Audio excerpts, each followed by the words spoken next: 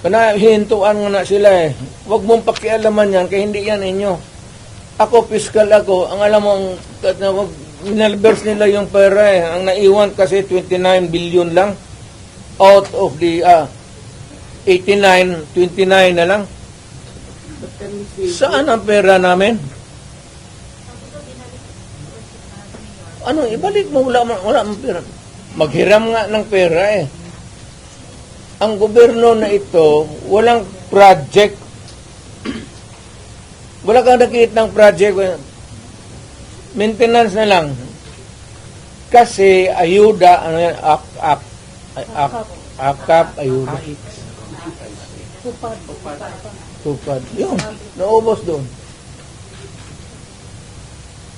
Naubos ni Romualdez kasi Romualdez, congressman lang, pero left and right ang pamigay niya. Oh, may tag 5 mil kayo ngayon. Kita ko sa TV ito eh. Pera natin. Sus Mario Joseph Ginoo Romualdez. Nang-awa ka naman sana sa amin.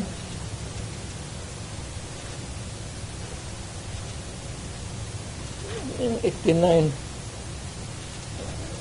Ang Maharlika Fund, ang target nila sa ito ang 250 billion. Kinuna nila ang GSIS ng 62.5 billion. Yan, pera rin ng mga taga-gobyerno yang empleyado. Kami sa namin. Sa mga trabahante yan, mag-housing loan ka, ito, kinuha, binigay para ayuda. Ang mga membro nito, hindi na makaloan, enrollment ng mga bata, mahirapan sila nito kasi magkakaroon ito ng anomaly sa flow ng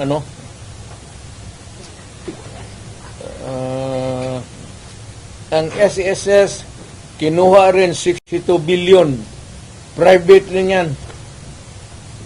Para sa mga empleyado.